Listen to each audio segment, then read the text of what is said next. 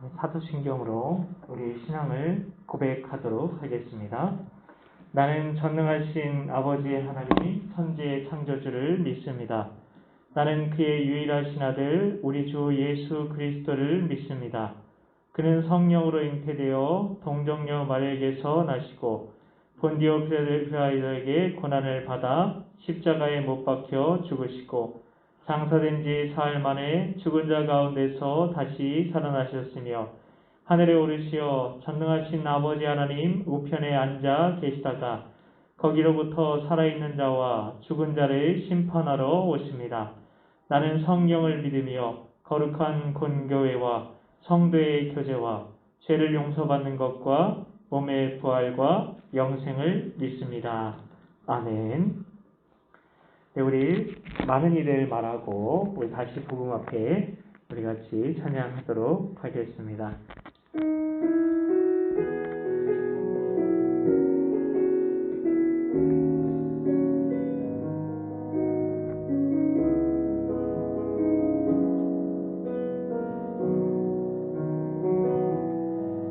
많은 일을 말하고 많은 일을 노래는 하지만 정작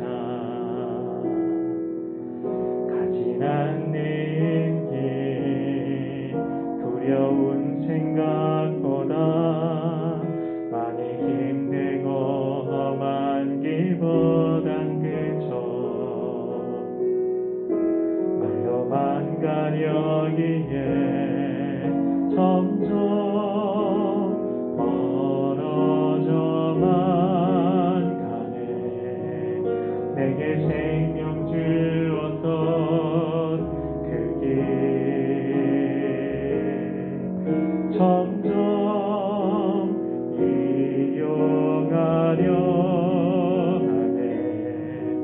내게 사랑 주었던 그 길 다시 복음 앞에 내 영혼 선해 주님 만난 그때 나 다시 돌아가 주님께 예배드리며 다시 십자가의 길 걸으리. 점점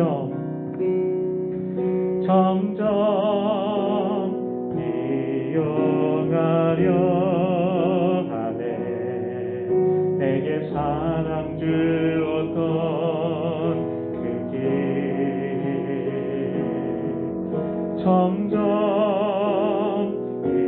이용하려 하네. 내게 사랑 주었던 그 길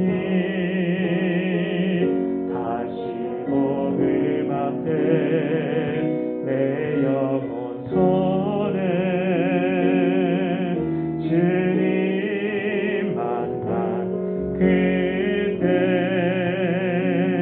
나 다시 돌아가 주님께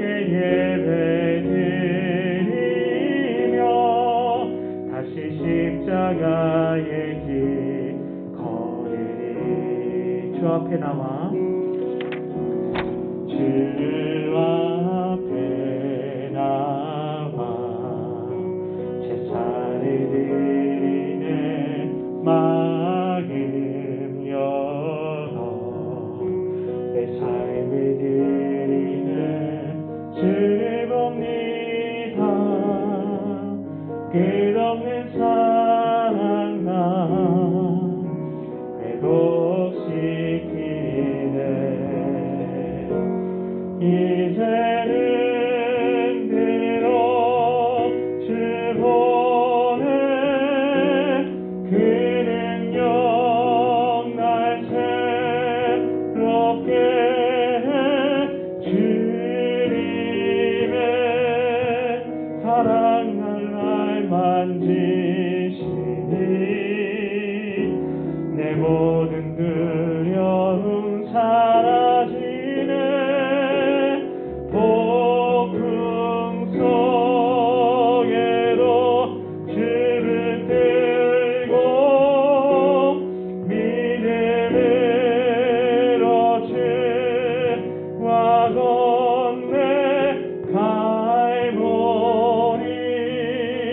언덕 넘어 그 어디나 주 안에 온전케 되리. 주 앞에 나와 한 번 더 고백합니다. 주 앞에 나와 제사를 드리네 마음 열어 내 삶을 드리네 주를 봅니다. 끝없는 사랑 나 회복시키네. 이제는 들어 주 보내 그 능력 날 새롭게 주님의 사랑 날 만지시니 내 모든 두려움 사라지네. 폭풍 속에도 주 붙들고 믿음으로 주와 건네 갈보리. 언덕 넘어 그 어디나 주 안에 온전케 되리.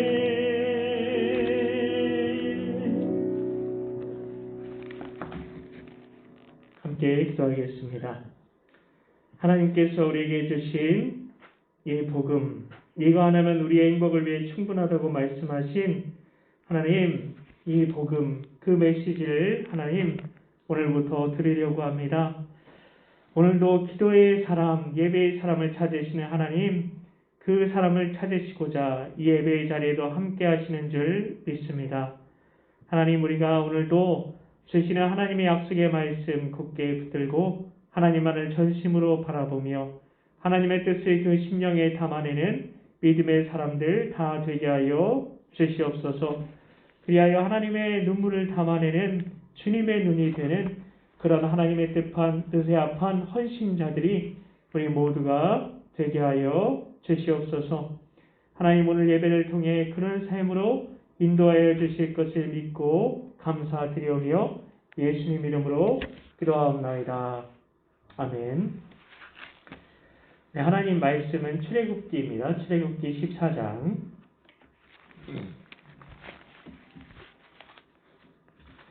출애굽기 14장 11절부터 13절까지의 말씀이 되겠습니다. 출애굽기 14장 11절부터 13절까지의 말씀.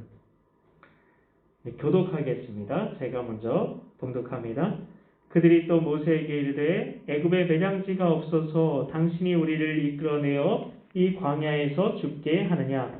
어찌하여 당신이 우리를 애굽에서 이끌어내어 우리에게 이같이 하느냐? 우리가 애굽에서 당신에게 이른 말이 이것이 아니냐? 이르기를 우리를 내버려 두라. 우리가 애굽 사람을 섬길 것이라 하지 아니하더냐? 애굽 사람을 섬기는 것이 광야에서 죽는 것보다 낫겠노라. 모세가 백성에게 이르되 너희는 두려워하지 말고 가만히 서서 여호와께서 오늘 너희를 위하여 행하시는 구원을 보라. 너희가 오늘 본 애굽 사람을 영원히 다시 보지 아니하리라. 아멘. 네, 오늘은 불행한 사람들이라는 제목으로 말씀을 나누도록 하겠습니다. 네, 마스크 벗고 해도 되겠죠? 네.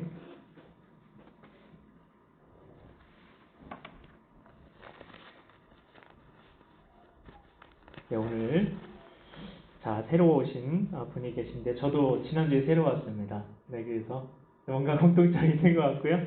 어쨌든 네, 우리 같이 말씀 듣고 함께 예배했으면 좋겠습니다. 우리가 예배하기 위해서 이 자리에 나온 거니까요.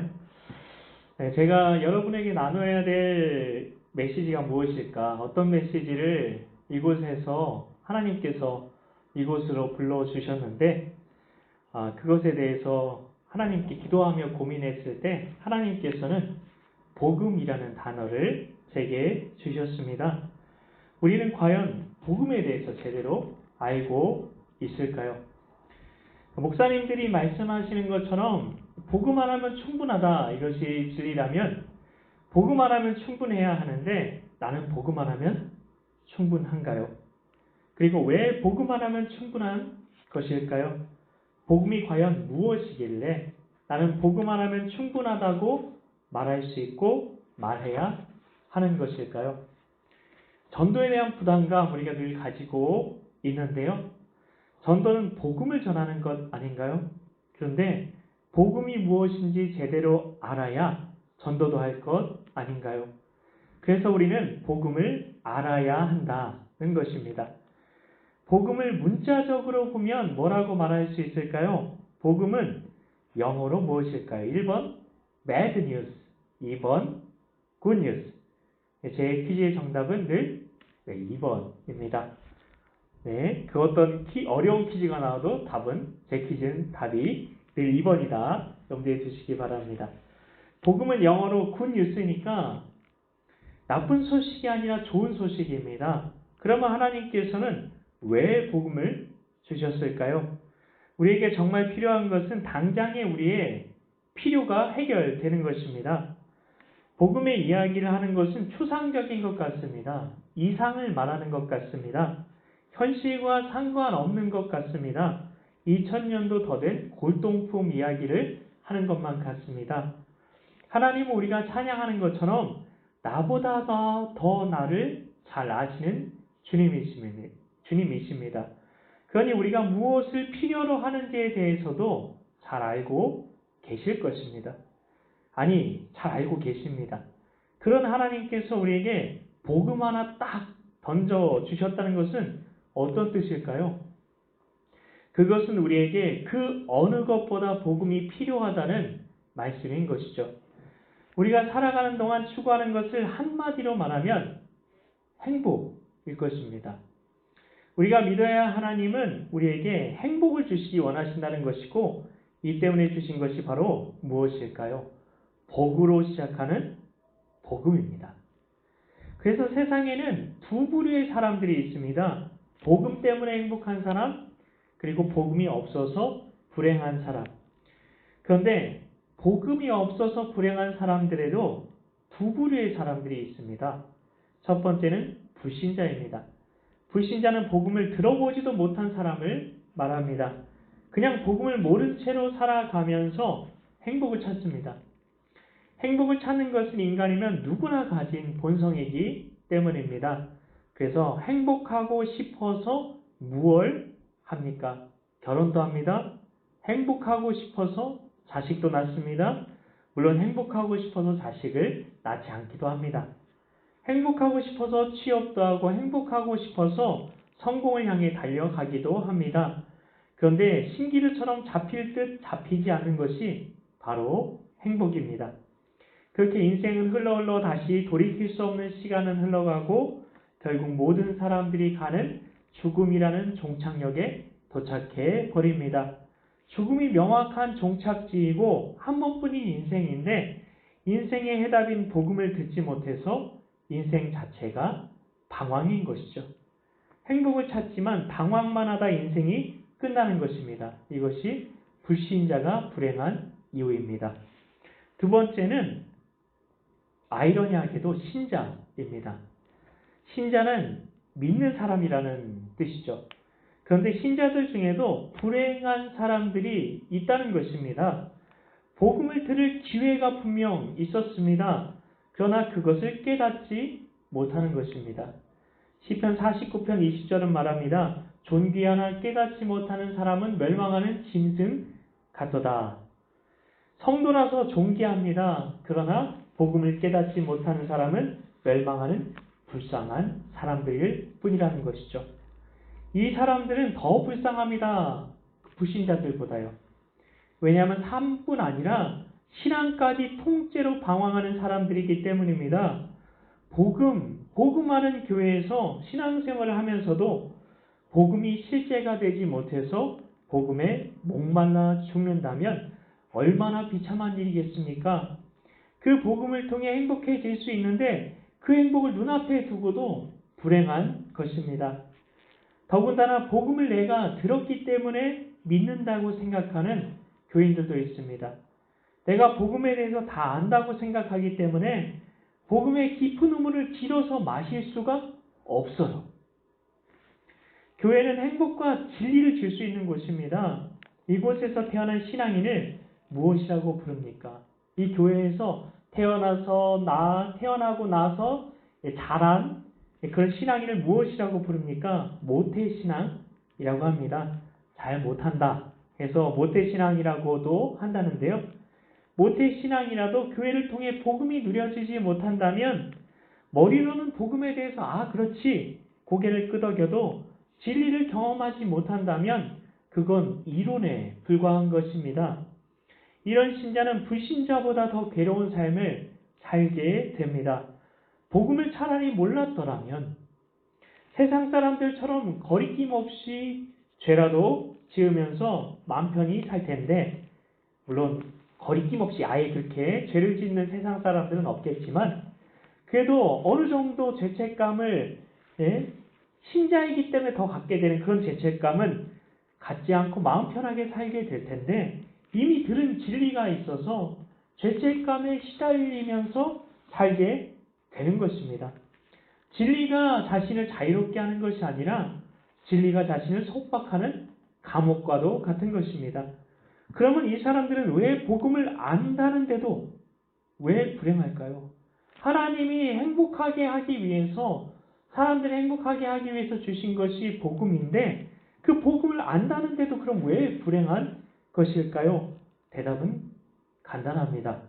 복음이 실제가 아니어서입니다.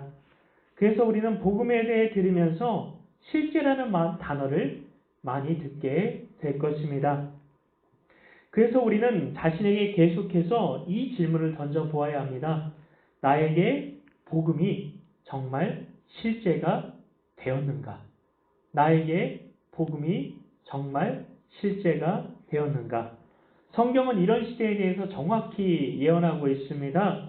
디모데후서 3장 1절부터 5절까지의 말씀은 말세가 고통하는 때가 될 것이라고 말하면서 말세인 지금의 세기 말인 그 지금의 모습을 정확하게 묘사하고 있는데요.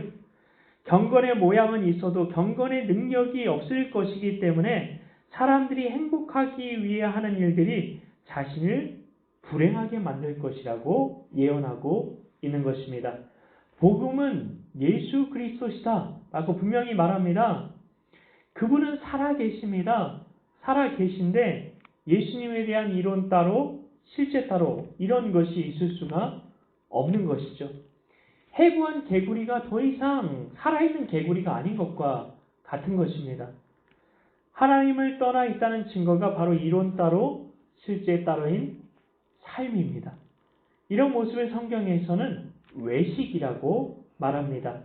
밖에 나가서 먹는 외식은 좋은 건데 여기서 말하는 외식은 겉과 속이 다른 것을 말하는 것이죠.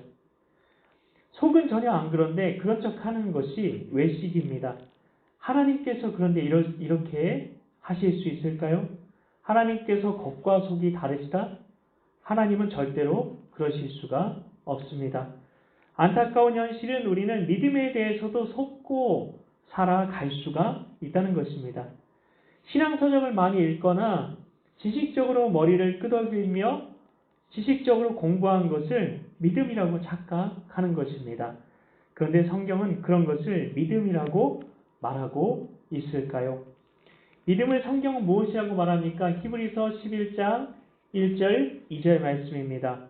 믿음은 바라는 것들의 실상이요 보이지 않는 것들의 증거니 선진들이 이로써 증거를 얻었느니라. 믿음은 바라는 것들이 실상이 된 것이라고 말하고 있습니다. 실상이라는 한자는 명사로는 실제의 상태나 내용, 부사로는 거짓이나 상상이 아니고 현실적으로 라는 의미를 가지고 있습니다.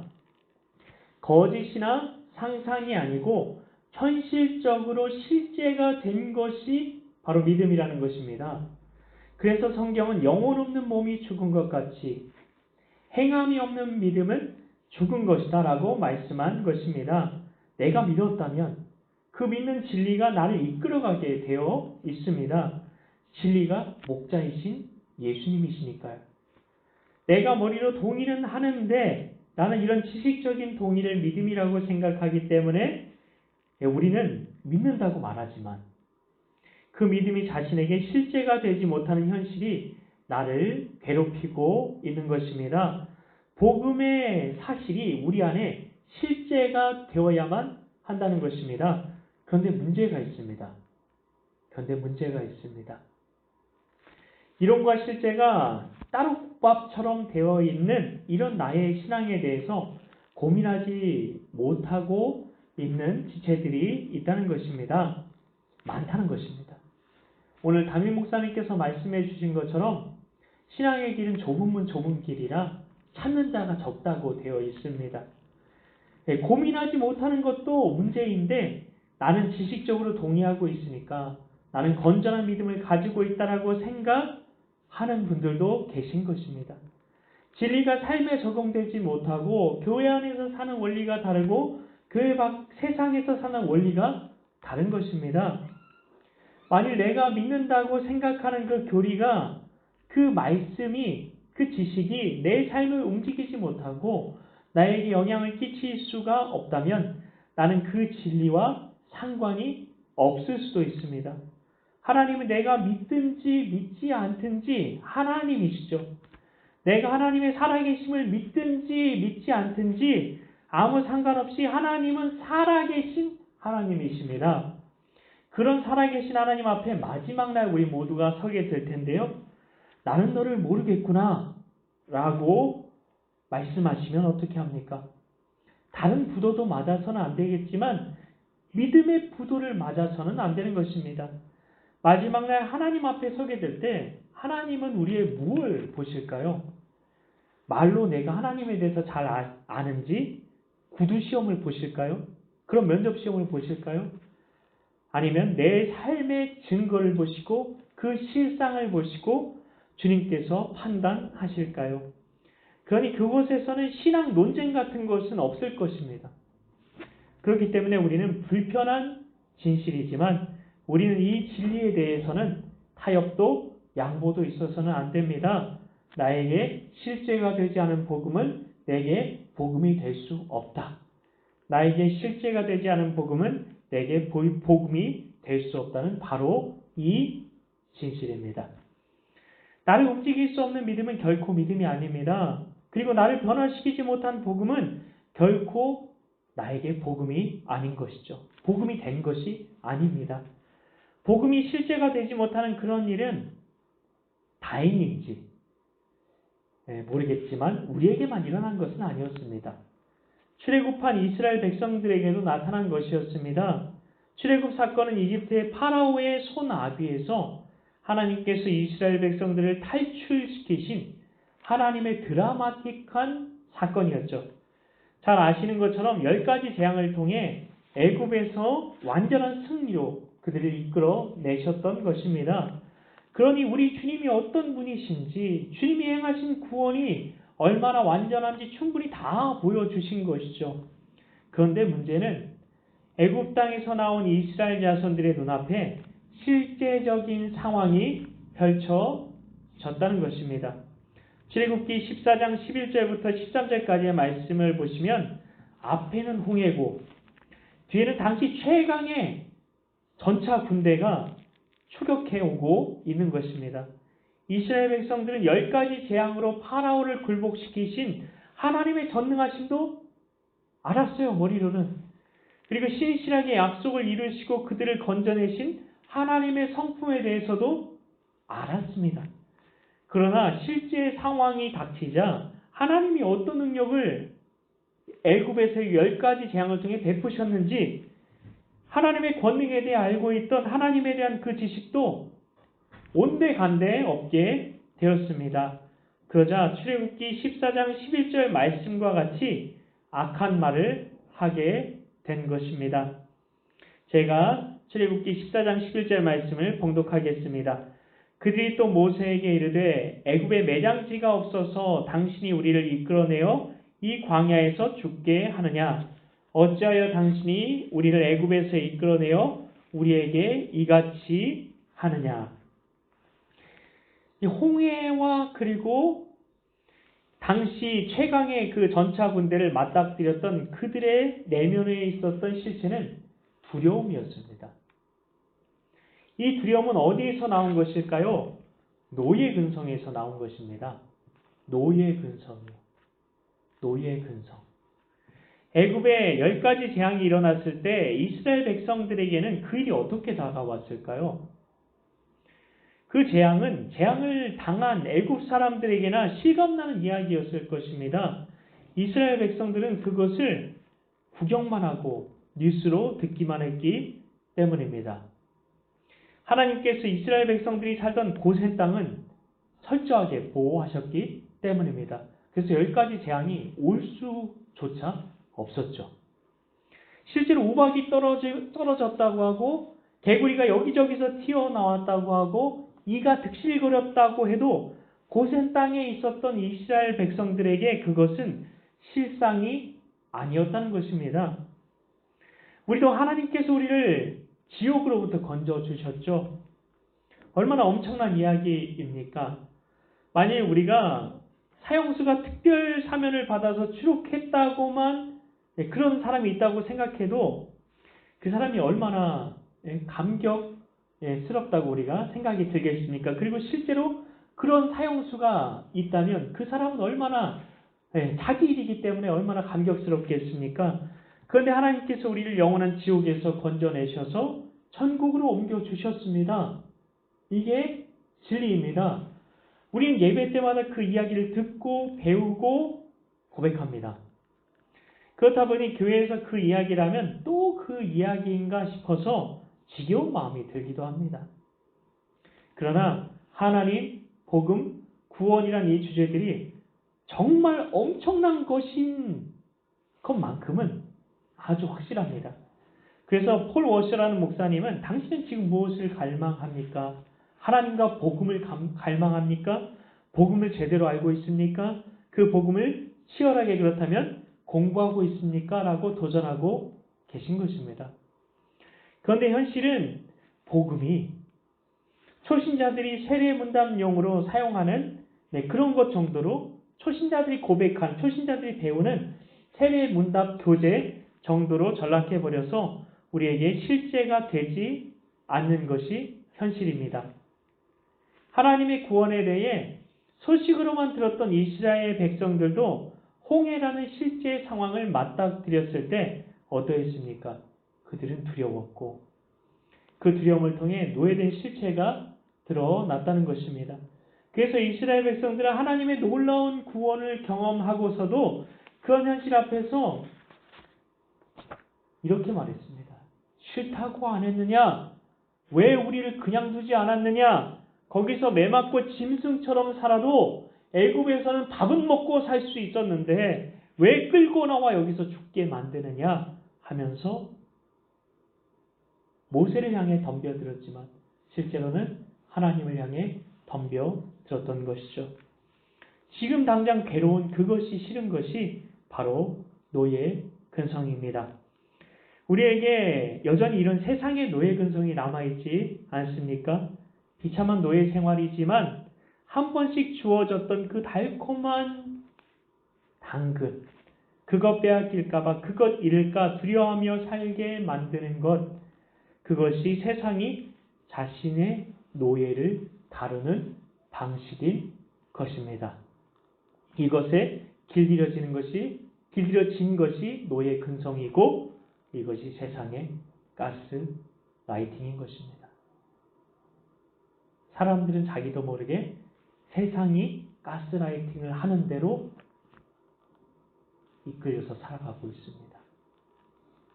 형제, 자매 여러분, 하나님께서 우리에게 주신 이 복음, 이거 하나면 우리의 행복을 위해 충분하다고 말씀하신 이 복음이 우리에게 실제가 되었는지 돌아보아야 한다고 앞부분에서 말씀을 드렸습니다. 우리가 늘 교회에서 듣고 들어서 어쩌면 세례받을 때, 새가족 교육받을 때 한번 듣고 이제 더 이상 들을 필요가 없다고 생각했을지 모를 복음. 복음은 원래 그런 게 아니라는 겁니다. 복음은 전부입니다. 그리고 설교도 복음만 전해야 합니다. 복음은 내 삶을 그래서 움직여야 하고 나를 변화시켜야 하는 것입니다. 우리가 여전히 세상의 노예로 살아가고 있다는 증거, 그것은 두려움입니다. 세상에서 비참한 노예로 살아갔지만 그곳에서 가끔 얻었던 달콤한 당근, 그것 빼앗길까 두려워하는 그 마음이 우리가 살아가고 있는 방식이라면 우리는 다시 복음을 들어야만 합니다. 복음이 내게 실제가 되는 그런 삶을 살기를 결단하는 우리가 되기를 축복합니다. 기도하겠습니다. 하나님 감사합니다. 하나님께서 우리에게 주신 이 복음, 이거 하나면 우리의 행복을 위해 충분하다고 말씀하신 이 복음이 우리에게 실제가 되었는지 돌아보길 원합니다.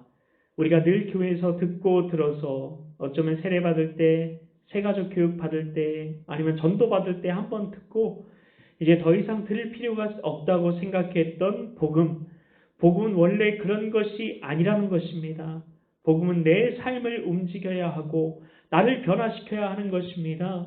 그 복음의 그 우물의 넓이와 깊이와 높이와 길이는 하나님의 넓이와 높이와 길이, 하나님 그만큼이라는 것입니다. 우리가 그래서 그 복음을 더 알아가고자 추구해야 하고, 그리고 그 복음에 대해서 배워야 하고, 그 복음에 대해서 하나님께서 우리에게 주시는 감동들을 함께 나누는 하나님, 우리가 그런 믿음의 공동체, 복음의 공동체가 되어야만 하는 것입니다.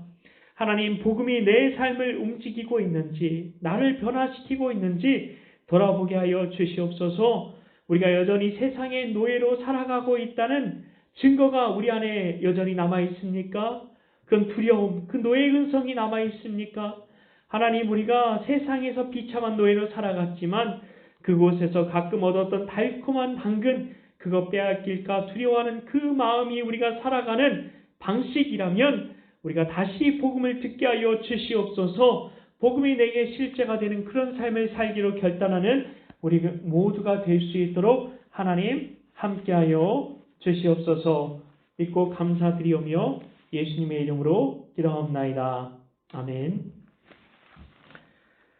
네, 이 시간은 합심 기도의 시간입니다.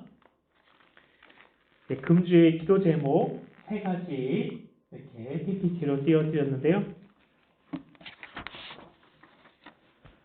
그래서 3가지 기도 제목 보시면서 우리 같이 통성으로 같이 기도했으면 좋겠습니다. 이 시간에 주여 한번 간절히 한 번만 부르짖고 기도하며 나아갑니다. 주여, 하나님 감사합니다. 하나님, 복음을 통해서 하나님께서 우리에게 주시고자 하는 그 참된 행복 발견하는 우리가 되게 하여 주시옵소서. 하나님, 그 복음, 하나님께서 우리에게 이거 하나면 충분하다고 우리에게 주신 그 복음, 그 복음을 통해서 하나님께서 우리에게 주시고자 하는 그런 것들이 있을 텐데, 하나님, 하나님께서 그 복음을 통해 우리에게 주시고자 하는 그 은혜가 있을 텐데, 하나님, 그것에 대해서 우리가 신뢰하며 복음을 통해 하나님께서 우리에게 주시고자 하는 그 참된 행복, 하나님께서 모든 인간에게 주시기 원하시는 참된 행복을 발견하는 우리 모두가 되게 하여 주시옵소서. 그리하여 하나님, 세상의 불신자들은 도저히 찾을 수 없는 하나님 그 은혜, 우리 모두가 발견할 수 있도록, 찾을 수 있도록 하나님 인도하여 주시옵소서. 하나님, 또한 청년부의 예배가 회복되길 원합니다. 하나님, 우리가 입술로만 고백했던 아무도 예배하는 자가 없는 그곳에서 우리가 한 사람의 예배자가 되겠다는 하나님 그 고백이 하나님 우리 청년부의 현실이 되어버렸습니다. 하나님, 그래서 하나님 우리가 그 예배를 위해서 더 기도해야 합니다. 우리가 왜 예배해야 하는지 그 이유 또한 우리가 찾아야 할 것 같습니다. 그리고 왜 우리가 모여서 예배해야 하는지, 하나님, 그것에 대해서도 우리가 다시 배워야 할 것 같습니다. 우리가 이것을 위해서 하나님, 우리가 다시 복음 앞에 서야겠습니다. 하나님, 그 복음이 말하고 있는 것이 무엇인지 우리가 다시 한번 하나님의 그 음성에 귀 기울일 때 우리의 예배가 회복될 줄 믿습니다. 그리고 청년부 공동체가 하나님의 살아계심을 진짜 믿는 참된 믿음의 공동체로 다시 서게 될 줄 믿습니다. 하나님, 우리의 예배 가운데에 두세 사람이 내 이름으로 모인 곳에 나도 그들 중에 있느니라. 하나님, 예수님께서 이곳에 계시기에, 예수님께서 우리의 예배를 받으시기 위해 이곳에 계시기에 우리가 예배해야만 한다는 것을 우리가 기억하게 하여 주시고, 이 자리에 우리를 만나시기 위해서 우리의 예배를 받으시기 원하여서 이 자리에 와 계신 그 예수님을 우리가 만나고자 하는 마음으로 예수님께 우리의 예배를 통해서, 나의 예배를 통해서 영광 돌리고자 하는 그 마음으로 하나님, 이 예배당에 나와 하나님을 예배하게 하여 주시옵소서. 하나님, 새로 올라오는 청년들 하나님 있습니다. 하나님, 청년교회에 잘 적응할 수 있도록 하나님의 사랑과 은혜로 함께하여 주시옵소서. 하나님, 세상이 주는 그 달콤한 당근이 너무나 달콤합니다. 그것에 익숙해져 있고 길들여 있지만 하나님, 복음에 담겨져 있는 하나님, 그 놀라운 은혜의 그 맛을 하나님 알 수 있는 하나님, 우리 청년들 될 수 있도록 하나님 함께하여 주시옵소서. 하나님 감사합니다. 하나님 감사합니다. 믿고 감사드리오며 예수님의 이름으로 기도하옵나이다. 아멘. 제가 축도하겠습니다. 우리 주 예수 그리스도의 은혜와 하나님 아버지 영원하신 사랑과 성령의 교통하심이 다시 복음 앞에 서기로 결단한 우리 지체들 모두에게 영원토록 함께 하시기를 간절히 축원하옵나이다. 아멘. 네, 청년부 소식 시간입니다. 네, 첫 번째 소식인데요. 오늘부터 예배 후 소그룹 모임을 가지려고 합니다. 네, 그래서 시간이 되시는 분들은 이제 같이 참석해 주셨으면 좋겠습니다. 그리고 두 번째, 청년부 주소록을 업데이트하려고 합니다. 혹시 주소록 변경된 것 있으면은 각자가 기입해 주시기 바랍니다. 그리고 우리 박범진 형제님이 2월 27일에 군 입대를 하게 되는데요. 네, 함께 기도해 주시기 바랍니다. 그리고 마지막으로 신입 청년들의 고등학교 졸업을 축하드리고 청년교회에 순조롭게 올라올 수 있도록 관심과 기도로 함께 주시기 바랍니다. 네, 이상으로 교회 소식을 마치겠습니다. 2부 순서는 뒤쪽에서 소그룹 시간을 갖도록 하겠습니다. 시간이 되시는 분들은 함께 주시기 바랍니다. 감사합니다.